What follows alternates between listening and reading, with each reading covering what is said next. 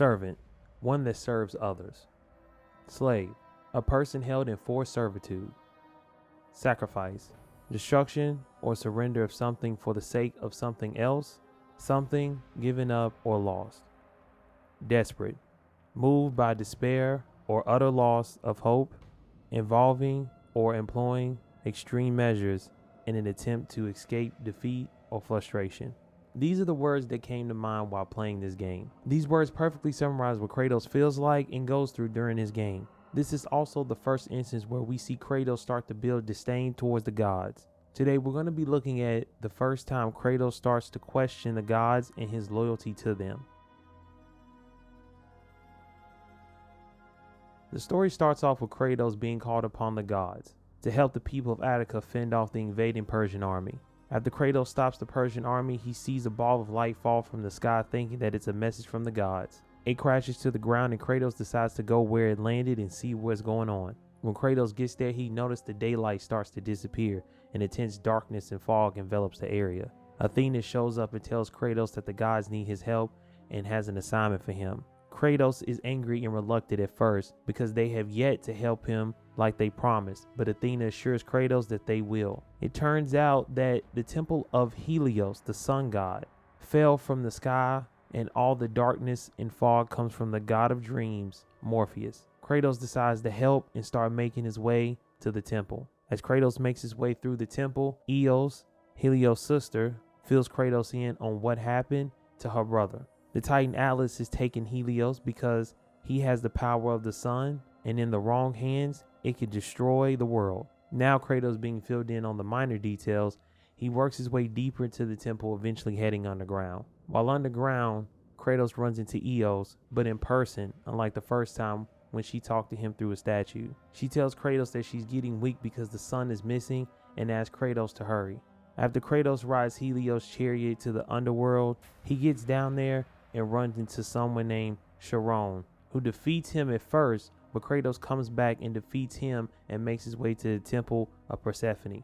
When he gets there, he sees his daughter Calliope, who he chases, and it leads him to Hades' wife, Persephone. They have a conversation about how the gods treated them, her being forced to marry Hades and stay in the underworld to watch over everything, and them not relieving Kratos of his memories of killing his family. She tells Kratos that she can help him reunite with his daughter, but first he has to give up everything, which he does. While reuniting with his daughter, Persephone tells him that she's the one who released Atlas, and now that he has the power of the sun, he can destroy the world and the gods. This is when she also reveals that when Atlas destroys the world, that Kratos and his daughter will die too. Kratos, not wanting to see his daughter die again, regains his powers and leaves his daughter to defeat Persephone. He does and chains Atlas to the world, which is now resting on his shoulders. Falling from the sky, a passed out Kratos is saved by the gods, and he lands on the cliff we see him in the beginning of God of War 1. Two gods come out of nowhere, one being Athena,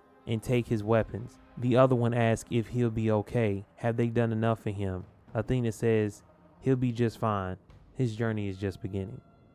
This story can be written off as filler, but at the same time, it's kind of important. It shows how much Kratos really believed and trusted the gods, that every time they called upon him for whatever, he would show up and do whatever they wanted. All he wanted in return was for his memories to be wiped, so he wouldn't have to be haunted by the memories of him killing his family. The gods took advantage of that and exploited Kratos' one wish as a weakness and basically did a carrot on a stick with him. So when you get to the end of this game and Kratos had a chance to be with his daughter, he couldn't because of what Persephone had done, and his daughter would no longer exist.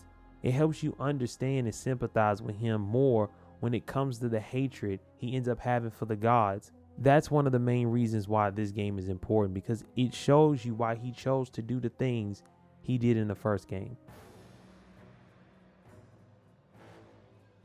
The gameplay for these games are fairly the same. In particular, the Blades of Chaos have the same combos and such. Since this game is on PSP, RIP, there's no second analog, so you dodge by pressing L and R at the same time while moving the analog in whatever direction you want to go in. L by itself is a block and parry.